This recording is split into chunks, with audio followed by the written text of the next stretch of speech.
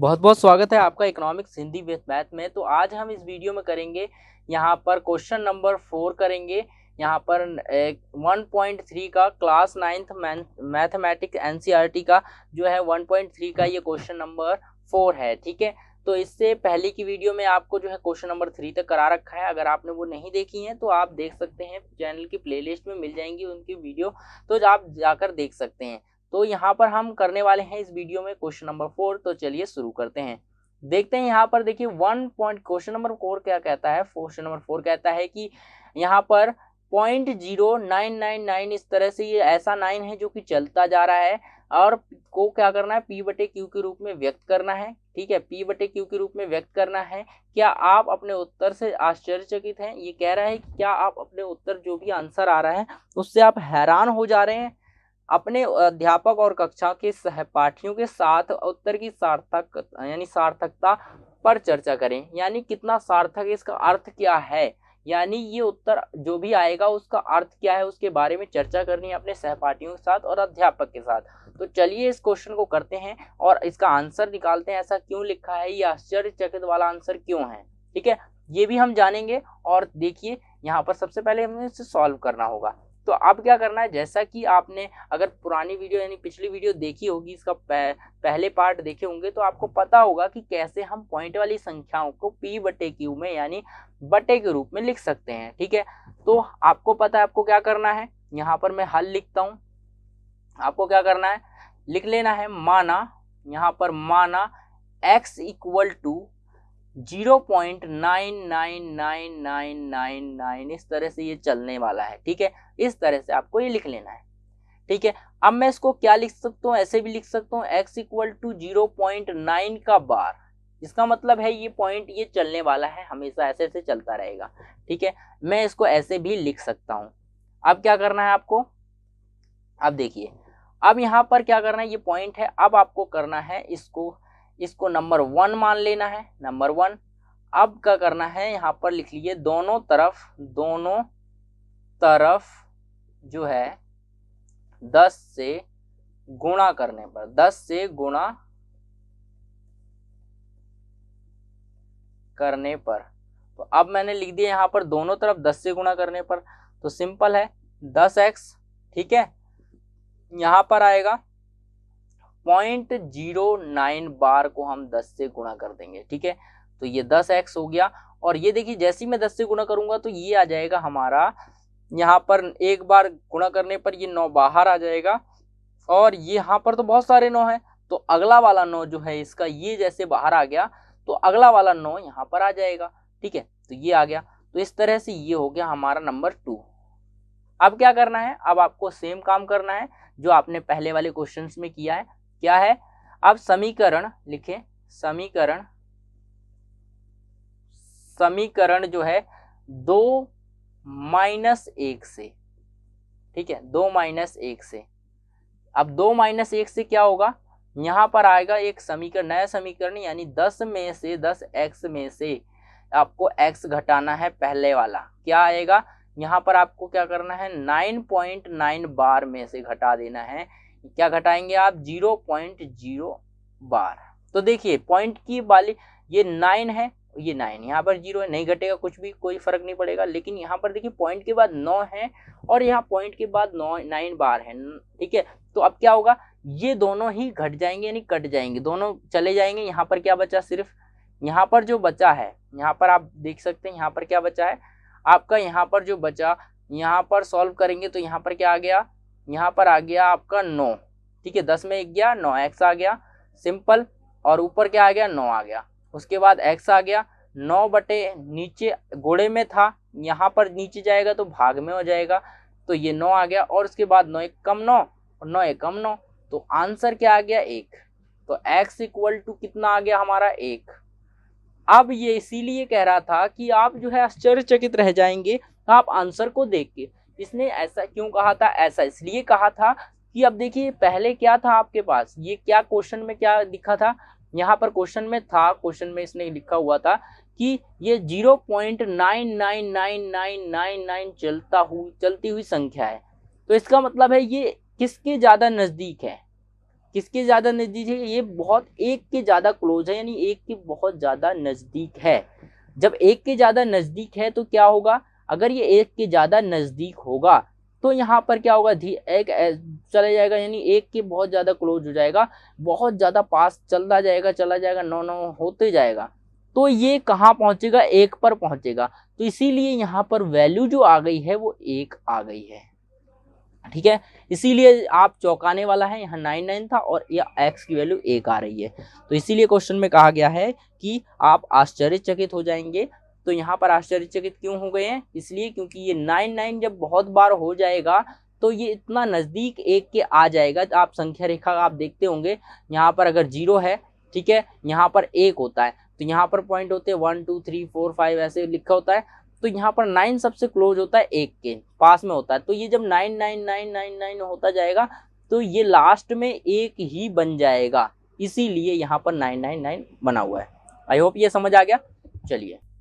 चलिए अब करते हैं क्वेश्चन नंबर 5। क्वेश्चन नंबर 5 क्या कहता है, क्वेश्चन नंबर 5 कहता है कि 1/17 के दशमलव प्रसार में अंकों के पुनरावृत्ति खंड में अंकों की अधिकतम संख्या क्या हो सकती है। तो इसने ये पूछा है कि जब हम इसको भाग देंगे, दशमलव प्रसार करेंगे, यानी भाग लंबा एक को, यानी 17 से अगर भाग दिया जाएगा, उसके बाद पॉइंटों में जो संख्या आएगी भाग करने के बाद वो कितना, यानी पुनरावृत्ति मतलब कितनी बार वो रिपीट होगी, ठीक है, कितनी बार रिपीट होगी कि उसकी अधिकतम संख्या क्या हो सकती है, कितने बार वो आएगी। अपने उत्तर की जांच करने के लिए विभाजन क्रिया कीजिए। ठीक है, तो यहाँ पर जो है विभाजन क्रिया करनी है, यानी एक को हमें जो है 17 से भाग करना है। क्या करना है, यहाँ पर हमें एक को हमें 17 से भाग करना है, और उसके बाद भाग करने के बाद हमें क्या करना है, आंसर निकालना है। तो यहाँ पर अगर मैं बात करूं, अगर मैं इसको भाग करने बैठूंगा तो बहुत ज़्यादा टाइम लगने वाला है, तो मैं यहाँ पर आपके लिए इसका आंसर लिख देता हूँ। आंसर ये जब आप भाग करेंगे, यानी एक को जब आप भाग देंगे 17 से, यहाँ पर जो है एक को भाग करेंगे 17 से, भाग कैसे करते हैं, आप क्या करना, आप यहाँ पर जब इसको भाग करेंगे तो आप यहाँ पर जो है पॉइंट लगाना पड़ेगा आपको, फिर ये अभी भी कम है, एक और 0 लगाना पड़ेगा, फिर यहाँ 100 बनेगा, फिर भाग करेंगे, इस तरह से ये चलता जाएगा। तो आपका जो आंसर आ जाएगा, यहाँ पर जो आंसर होगा वो मैं आपको बता देता हूँ, क्योंकि अगर मैं यहाँ पर भाग करूंगा तो बहुत ज़्यादा टाइम लगने वाला है, इसलिए अब टाइम बचाने के लिए मैं यहाँ पर मैं इसका आंसर लिख देता हूँ आपके सामने। आंसर क्या होगा, आपका आंसर हो जाएगा 0.05, ठीक है, 88, आगे 88, यहाँ पर है 8823, यहाँ पर लिखेंगे 23, ठीक है, और 23 के बाद यहाँ पर लिख लेते हैं 529411176647। ठीक है, तो इतना लंबा भाग होने वाला है ये, और इतना लंबा भाग होने के बाद ये संख्या रिपीट होगी, मतलब इतना होने के बाद दोबारा से यहाँ पर यही वाली शुरू होगी और ये चलती जाएगी इस तरह से। ठीक है, ये कौन सी संख्या है, यहाँ पर शांत पुनरावृत्ति संख्या है, आवर्ती संख्या, शांत आवर्ती है। शांत मतलब कि एक समय आ गया है जहां पर ये खत्म हो गई है और दोबारा से चल रही है, तो शांत आवर्ती संख्याएं होती हैं। ठीक है, तो मैं आपको बताऊंगा इसमें शांत और अशांत संख्याएं क्या होती हैं, ये भी मैं आपको यहीं पर बता देता हूँ इसी में। ठीक है, तो चलिए यहाँ पर हम शांत अशांत में आपको बता देता हूँ, शांत संख्या क्या होती है, अशांत संख्या क्या होती है। सबसे पहले बात करते हैं शांत संख्या की।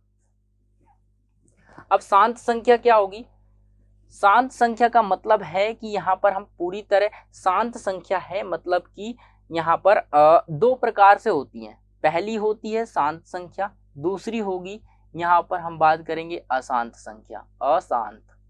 ठीक है, पहली होगी अशांत शांत संख्या, यहाँ दूसरी होगी अशांत संख्या। अब शांत और अशांत में क्या अंतर होता है, और यहाँ पर दो और भेद होते हैं। शांत में और चीज होती है जैसे कि पुनरावृत्ति, शांत आवर्ती, आवर्ती। ठीक है, शांत आवर्ती संख्या होती है, शांत आवर्ती, यहाँ पर आवृत्ति हो गई। उसके बाद यहाँ पर अनावर्ती, अनावर्ती। ठीक है, यहाँ पर मैंने अनावर्ती लिख दिया। पहली हो गई शांत आवर्ती और शांत अनावर्ती, इनमें क्या अंतर होता है ये भी हम समझ लेते हैं। चलिए देखते हैं।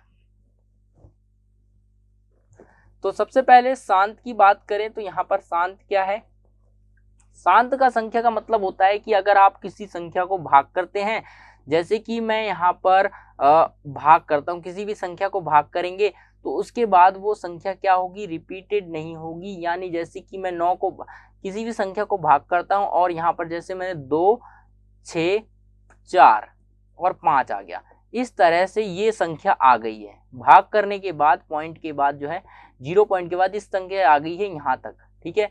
और उसके बाद फिर से ये क्या होगी, यहाँ पर कोई संख्या इस तरह से आ रही है 2, 6, 4, 5, ठीक है। फिर 2, 6, 4, 5, 2, 6, 4, 5, इस तरह से ये क्या है, चलती जा रही है, चलती जा रही है।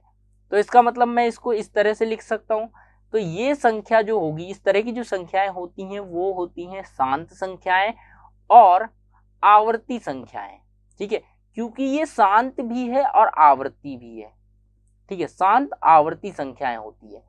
अब अशांत संख्याएं, आवर्ती हो गई, शांत आवर्ती। अनावर्ती मतलब कि ये शांत तो है, यहाँ पर क्या है, शांत है, आवर्ती संख्या है, ये रिपीट हो रही है, तो ये शांत संख्या है। और उसके बाद अशांत संख्या क्या होती है, अशांत संख्या में देखिए ये होती है अशांत संख्या जिसमें कि यहाँ पर देखिए कुछ भी लिखा है, पॉइंट के बाद कुछ भी लिखा है, यहाँ पर जैसे 0, 1, फिर यहाँ पर लिखा है 0, 0, 1, फिर 0, 0, 0, 1, कुछ भी चल रहा है, यानी खत्म ही नहीं हो रही है, एंड नहीं है किसी संख्या का, तो वो अशांत संख्या है, ठीक है।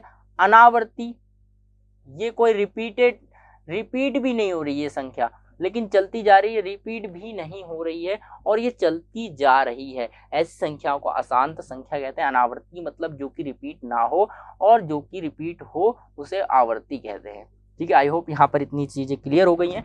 चलिए आगे देखते हैं, आगे का क्या है, आगे हम समझते हैं क्वेश्चन को। अगला क्वेश्चन करते हैं। चलिए अब करते हैं क्वेश्चन नंबर यहाँ पर 6। क्वेश्चन नंबर 6 क्या कहता है, क्वेश्चन नंबर 6 में कहता है कि P/Q, यहाँ पर Q इक्वल टू जब 0 के रूप में नहीं, 0 के रूप में परिमेय संख्या के अनेक उदाहरण दीजिए। हमें क्या करना है, P/Q यानी एक इनकी P/Q में जो बटे में होती हैं संख्याएं उनके अनेक उदाहरण देने हैं, और साथ ही जहां P और Q पूर्णांक हैं और जिनका एक के अतिरिक्त अन्य कोई उभयनिष्ठ गुणनखंड नहीं है, उभयनिष्ठ मतलब कॉमन कोई गुणनखंड नहीं है, और जिसका शांत दशमलव निरूपण है। शांत दशमलव निरूपण जैसा कि मैंने अभी बताया था, शांत क्या होता है, शांत मतलब कि एक समय आने के बाद वो रुक जाता है, उसके बाद चलता नहीं है, ठीक है। शांत निरूपण है और निरूपण प्रसार है, मतलब कि इस तरह से प्रसार किया गया है। और क्या यह अनुमान लगा सकते हैं कि Q का कौन सा गुण जो है आवश्यक संतुष्ट करेगा, यानी इसमें आपको बताना है कि इसमें Q का कौन सा संतुष्ट करेगा गुण, ये बताना है आपको, ठीक है। और इसमें साथ ही आपको जो है उदाहरण देने हैं। तो यहाँ पर क्या है, आप यहाँ पर जो है 2 संख्याएं हो सकती हैं Q के मामले में है। कौन सी संख्याएं हो सकती हैं, पहला तो हो सकता है आपके पास यहाँ पर 2 संख्याएं होंगी। पहली संख्या जो होगी उसे कहेंगे हम, यहाँ पर जो है पहली संख्या आप बात कर लेते हैं। तो कौन कौन सी संख्याएं होंगी, पहली संख्या होगी आपकी यहाँ पर 2 एक ऐसी संख्या है, और 2 और 5, 2 या 5 दोनों ही एक ऐसी संख्या है, Q के बारे में हम बात कर रहे हैं। तो यहाँ पर 2 और 5 दोनों ही एक ऐसी संख्याएं हैं जिनका घात यानी जिनका अभाज्य गुणनखंड में केवल 2 और जो है 5, यानी 2 और 5 के दोनों या तो 2 हो सकती है या 5 हो सकती है, ठीक है। जब हम Q का अभाज्य गुणनखंड करेंगे, इस Q का जो है यहाँ पर जब हम इस Q का जो अभाज्य गुणनखंड करेंगे, यहाँ पर ये जो Q है, जब हम इसका Q का अभाज्य गुणनखंड करेंगे तो या तो 2 हो सकती है या 5 हो सकती है, या ये दोनों संख्याएं प्लस में, यानी दोनों 5 और 2 भी हो सकती हैं। तो हम यही पूछा है, हम Q के कौन से गुणधर्म के बारे में आवश्यक संतुष्ट, मतलब क्या गुणधर्म है इसका, तो यही गुणधर्म है कि या 2 होगी या 5 होगी, ठीक है। तो यहाँ पर आप उदाहरण भी दे सकते हैं, उदाहरण तो कोई भी लिख सकते हैं P/Q के रूप में, जैसे कि आप 3/4 लिख सकते हैं, 9/12 लिख सकते हैं, ठीक है, 7/5 लिख सकते हैं। इस तरह से जो है यहाँ पर जो है आपने करा, यहाँ पर जो है Q गुणधर्म में ये क्या है, नीचे जो गुणधर्म है वो क्या आना चाहिए आपका, या तो आपका जो है Q का गुणधर्म क्या आना चाहिए, यहाँ पर आप देखेंगे कि या तो यहाँ पर 10 लिख सकते हैं, यहाँ पर 4 लिख सकते हैं। तो यहाँ पर क्या है, आप नीचे q का एक गुणधर्म है, या तो अगर हम नीचे वाली संख्या का गुणनखंड करेंगे ना, जैसे कि मैं 10 का गुणनखंड करता हूँ, गुणनखंड करेंगे तो यहाँ पर क्या आएगा, 2 से छोटी संख्या से काटेंगे तो 5 आएगा, और 5 को काटेंगे 5 से तो 1 आएगा, तो 2 × 5 तो ये 10 आ गया। तो इसका मतलब गुणनखंड करने पर हमें क्या मिलता है, हमें 10 मिलता है, यानी 2 या 5 हो सकते हैं या खाली 2 हो सकता है, जैसे कि इस संख्या के उदाहरण में, जैसे कि यहाँ पर है 4 है, तो 4 में क्या हो सकता है, 4 को हम भाग करेंगे 2 फिर 2, तो ये 2 ही आ रहा है, यानी 2 आ रहा है, ठीक है, 2 आ रहा है। तो इस तरह से या तो 2 होगा या 5 होगा, अभाज्य गुणनखंड की संख्या में q के बारे में ये कह सकते हैं। आई होप यहाँ पर ये समझ आ गया होगा। तो आप लिख सकते हैं यहाँ पर 2 या 5 जो है अभाज्य गुणनखंड दोनों हो सकते हैं, अभाज्य गुणनखंड में दोनों हो सकते हैं, 2 या 5, ठीक है। चलिए अब देखते हैं question number next, question number 7। Number 7 क्या कहता है, क्वेश्चन नंबर 7 कहता है कि ऐसी 3 संख्याएं लिखिए जिनके दशमलव प्रसार अनावसानी यानी अनावर्ती हों। ऐसी 3 संख्याएं लिखनी है, एग्जाम्पल देने हैं, जिनके की जो है दशमलव प्रसार, हम दशमलव प्रसार करें अनावसानी यानी अनावर्ती हों। अनावर्ती मतलब जो कि एक बार आ जाए तो दोबारा नहीं आना चाहिए। तो इस तरह की 3 संख्याओं के उदाहरण हमें देने हैं। तो चलिए शुरू करते हैं। यहाँ पर पहली संख्या का उदाहरण देते हैं। पहली संख्या का क्या है, आप लिख सकते हैं, इसमें कुछ भी लिख सकते हैं आप, लेकिन ऐसी रिपीट नहीं होना चाहिए, ठीक है, रिपीट नहीं होना चाहिए। जैसे कि मैं लिख देता हूँ 0.01, फिर उसके बाद 2 जीरो लगा देता हूँ, फिर 1 लिखता हूँ, फिर 3 जीरो लगाऊंगा, फिर 1, फिर 4 जीरो लगाऊंगा, फिर 1, यहाँ पर 4 जीरो लगा देते हैं, फिर यहाँ पर 1 2 3 4 5 जीरो, फिर 1। इस तरह से ये एक संख्या मैंने लिख दी। नंबर 2, 2 संख्या लिखेंगे। दूसरी संख्या लिखेंगे क्या, हम 2 के साथ लगा देंगे ऐसे ही 0.202।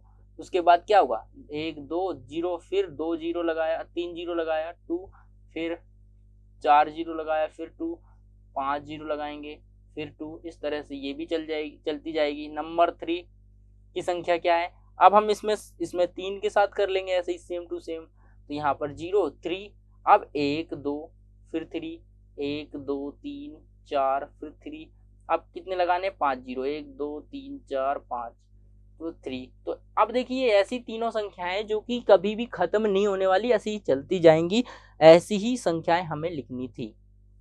आई होप ये क्वेश्चन भी समझ में आ गया आपको। चलिए अब करते हैं क्वेश्चन नंबर 8। क्वेश्चन नंबर 8 कहता है परिमेय संख्याओं यानी 5/7 और 9/11 के बीच 3 अलग अलग परिमेय अपरिमेय संख्याएं ज्ञात कीजिए, ठीक है। तो यहाँ पर क्या करना है कि हमें परिमेय संख्याएं हैं ये, और 5/7 और 9/11 के बीच जो है 3 अलग अलग अपरिमेय संख्याएं निकालनी है। तो अब हम ये अलग अलग अपरिमेय संख्याएं कैसे निकाल सकते हैं, हमने अभी तक सीखा है अलग अलग परिमेय संख्याएं निकालना, लेकिन अभी हमें क्या करना है, इन दोनों के बीच अपरिमेय संख्याएं निकालनी है। अपरिमेय संख्याएं वो संख्याएं, देखिए अपरिमेय संख्या, सबसे पहले मैं आपको बता दूं परिमेय संख्याएं तो आप पता ही है क्या होती हैं, परिमेय संख्याएं फिर भी बता देता हूं। तो देखिए परिमेय संख्याएं ऐसी संख्याएं जो p/q के रूप में लिखी जाती हैं और q = जो है बराबर 0 नहीं होता है, ऐसी संख्याओं को परिमेय संख्याएं कहते हैं, ठीक है। और अपरिमेय संख्याएं क्या होती हैं, ये आपकी परिमेय हो गई, परिमेय, ठीक है, ये आपकी परिमेय संख्याएं हैं। अपरिमेय संख्याएं क्या होती हैं, अपरिमेय संख्याएं ये होती हैं जो कि वर्ग रूट में हो, ठीक है। वर्ग रूट में मान लीजिए x मैंने लिख दी, यहाँ पर वर्ग रूट में कुछ भी हो सकता है, वर्ग रूट में मान लीजिए 11 लिख दिया, ये अपरिमेय संख्या है। वर्ग रूट में मैंने 23 लिख दिया या 3 लिख दिया, वर्ग रूट में मैंने 23 लिख दिया। इस तरह से ये अपरिमेय संख्याएं, क्यों, ऐसी अपरिमेय संख्या होती है जो कि बाहर नहीं निकल सकती हैं, बाहर नहीं निकल सकती हैं, ठीक है, यहाँ पर बाहर नहीं निकल सकती वर्ग रूट से, वो अपरिमेय संख्याएं हैं, ठीक है।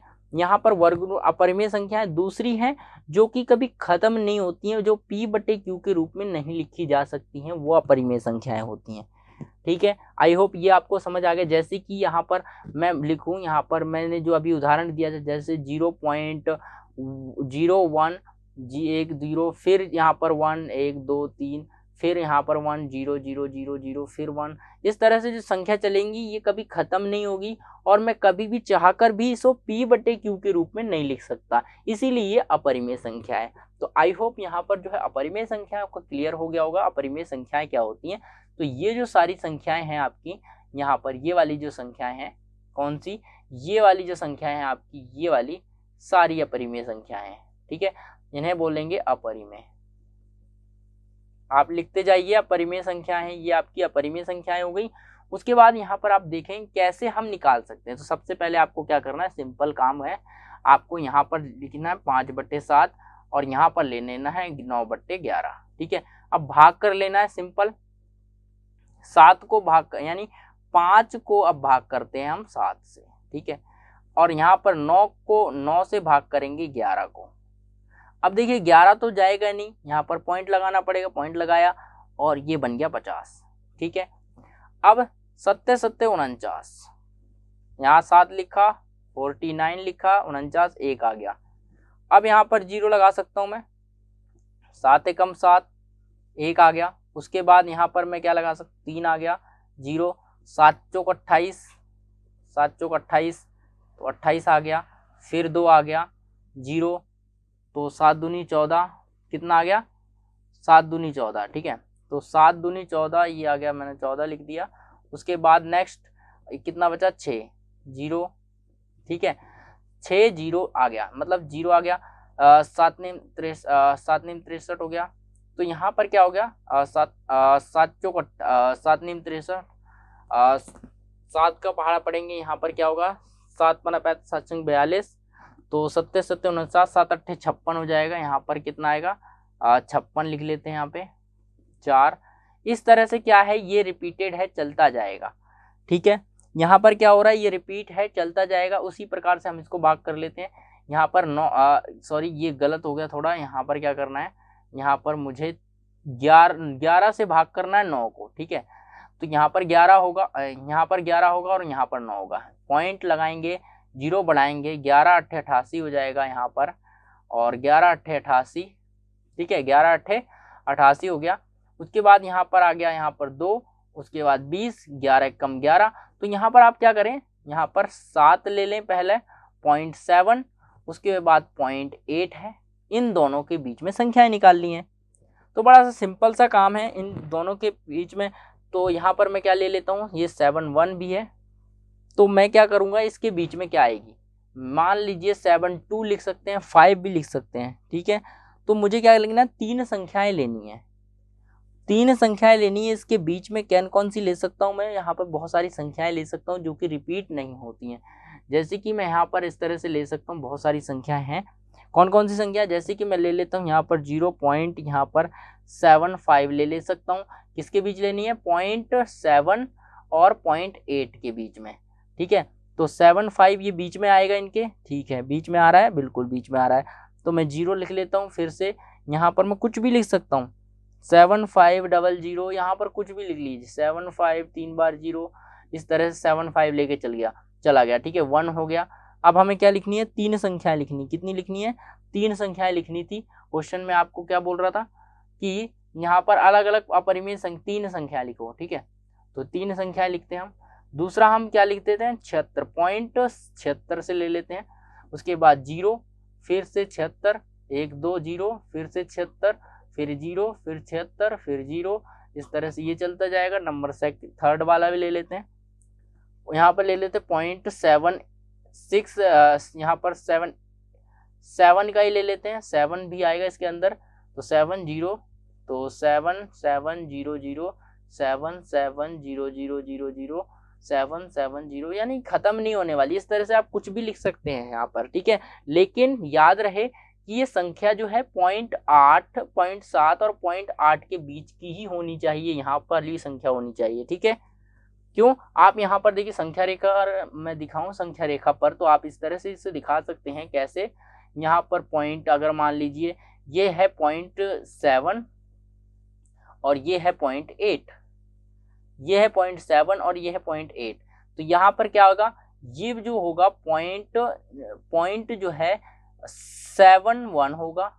उसके बाद 0.72 होगा, 0.7 यहाँ पर बीच में 0.7 जो है 5 होगा। ठीक है, तो यहाँ से 0.7159 तक, ये लास्ट 9 होगा। ठीक है, तो यहाँ पर कुछ भी संख्या आप ले सकते हैं। आई होप ये क्वेश्चन आपको क्लियर हो गया होगा। चलिए अब हम करेंगे नेक्स्ट क्वेश्चन। क्वेश्चन नंबर 9 क्या कहता है? क्वेश्चन नंबर 9 कहता है कि बताइए कि निम्नलिखित संख्याओं में कौन सी संख्या यानी कौन कौन सी संख्या परिमेय संख्याएं हैं और कौन कौन सी संख्याएं जो हैं अपरिमेय संख्याएं हैं। तो अपरिमेय और परिमेय दोनों संख्याओं को बताना है कौन कौन सी परिमेय है और कौन कौन सी अपरिमेय संख्याएं हैं। तो इनमें से हमें छांटना है। तो आप देखिए मैंने क्या बताया था, परिमेय संख्याएं वो संख्याएं होती हैं जो कि हम लिख सकते हैं p/q के रूप में और q = 0 नहीं होता है। और अपरिमेय संख्याएं होती हैं जो वर्ग रूट के अंदर होती हैं, यानी वर्ग रूट के अंदर होती हैं और उनका जो है बाहर नहीं निकाल सकते हैं उनको। दूसरी ऐसी संख्याएं जो कि चलती रहती हैं, कभी खत्म नहीं होती हैं, उनको बटे के रूप में p/q के रूप में नहीं लिखा जा सकता। तो आप सिंपल सी बात याद रखें, ऐसी संख्याएं अपरिमेय होती हैं जिन्हें p/q के रूप में नहीं लिखा जा सकता और जिन्हें लिखा जा सकता है वो परिमेय कहलाएंगी। ठीक है, जिन्हें लिखा जा सकता है वो परिमेय कहलाएंगी और जिन्हें नहीं लिखा जा सकता उन्हें अपरिमेय कहा जाता है। ठीक है, ये हमें याद रखना है। तो यहाँ पर देखिए 23 वर्ग रूट 23, यहाँ पर वर्ग रूट 23 है। क्या आप वर्ग रूट 23 को बाहर निकाल सकते हैं? नहीं निकाल सकते। तो ये आपकी अपरिमेय हो गई। क्या हो गई? ये वाली संख्या क्या होगी? यहाँ पर मैं लिख देता हूँ आपके सामने, चलिए यहीं पर कर देते हैं। ये जो संख्या हो गई अपरिमेय हो गई, अपरिमेय। ठीक है, ये संख्या परिमेय है क्योंकि हम अपरिमेय है क्योंकि इसे बटे के रूप में हम नहीं लिख सकते हैं। ठीक है, चलिए इसको मैं यहाँ पर लिख देता हूँ। क्या है? अपरिमेय, अपरिमेय। तो ये संख्या क्या है? आपकी अपरिमेय संख्या है। दूसरी, इसे हम बाहर निकाल सकते हैं। ठीक है, यहाँ पर इसके गुणनखंड करेंगे तो ये बाहर निकल के आ जाएगा। तो इसका ये परिमेय संख्या हो गई है, आपकी परिमेय संख्या है। और अगर इसकी बात करें तो ये भी एक परिमेय संख्या है। बिल्कुल देखिए पूरा भाग हो चुका है, कोई संख्या आगे नहीं जा रही है। सिंपल हम इसको बटे के रूप में लिख सकते हैं। ठीक है, तो बटे के रूप में लिख सकते हैं, इसलिए p/q के रूप में लिख सकते हैं। तो क्या है? ये परिमेय है। ठीक है, ये हो गई परिमेय संख्या। उसके बाद अब ये देखिए, ये रिपीटेड संख्या, ये बढ़ती जा रही ऐसी, तो ये अपरिमेय हो गई, अपरिमेय। ठीक है, ये अपरिमेय संख्या हो गई। दूसरी, ये भी देखिए बढ़ती जा रही है, ये भी अपरिमेय संख्या है। ठीक है, बस आपको इनके नाम लिखने हैं, इसमें क्वेश्चन में कुछ नहीं करना है, अपरिमेय संख्या लिखनी है। तो आई होप यहाँ पर ये हमारी एक्सरसाइज जो है 1.3 क्लास 9th मैथमेटिक्स जो है सॉल्व होती है। ठीक है, हिंदी मीडियम में। तो देखिए आप यहाँ पर आपकी ये एक्सरसाइज खत्म होगी, अब शुरू होगी एक्सरसाइज जो है 1.4 शुरू होगी। ठीक है, तो अगर आपने ये वीडियो अच्छी लगी है तो आप इसे लाइक कर दीजिए और अपने दोस्तों में शेयर कर दीजिए। ये वीडियो उन बच्चों के लिए भी है जो है स्कूल जाते हैं यानी ऑनलाइन क्लासेस कर रहे हैं और जो है ट्यूशन अफोर्ड नहीं कर सकते हैं, ट्यूशन में नहीं पढ़ सकते हैं, पैसे नहीं है, तो वो हमारी वीडियो देख सकते हैं। यहाँ पर फ्री ऑफ कॉस्ट जो है क्लास NC 9th क्लास और मैथमेटिक्स का जो है यहाँ पर पूरा सिलेबस कराएंगे आपको, जो है 1 by 1 चैप्टर करा रहे हैं, अपलोड करते जा रहे हैं। तो यहाँ पर सारी स्टडी आप कर सकते हैं, बेस्ट स्टडी कर सकते हैं, फ्री ऑफ कॉस्ट कर सकते हैं। तो इस चैनल पर आपको जो है क्लास यहाँ पर जो है 9th की मैथ तो मिलेगी, साथ में इकोनॉमिक्स भी यहाँ इस चैनल पर मिल जाएगी, क्लास 12th और 11th की इकोनॉमिक्स भी मिलेगी हिंदी मीडियम में। और साथ ही जो है यहाँ पर साइंस और जो है मैथ का 10th क्लास 9th क्लास दोनों की आने वाली है। मैथ साइंस की सारी वीडियोस इस पर आपको मिलेंगी। तो इस चैनल को सब्सक्राइब कर लें, अपने छोटे भाई बहन जो हैं उन्हें आप सजेस्ट कर सकते हैं इस चैनल को, ताकि आप वो भी बेस्ट पढ़ाई कर सकते हैं और पढ़ाई करके जो है अच्छे नंबर ला सकें। आई होप चलिए ये वीडियो अच्छी लगी हो तो लाइक करें और अपने दोस्तों के साथ शेयर करें। चलिए फिर मिलते हैं एक नई वीडियो में एक नए टॉपिक के साथ।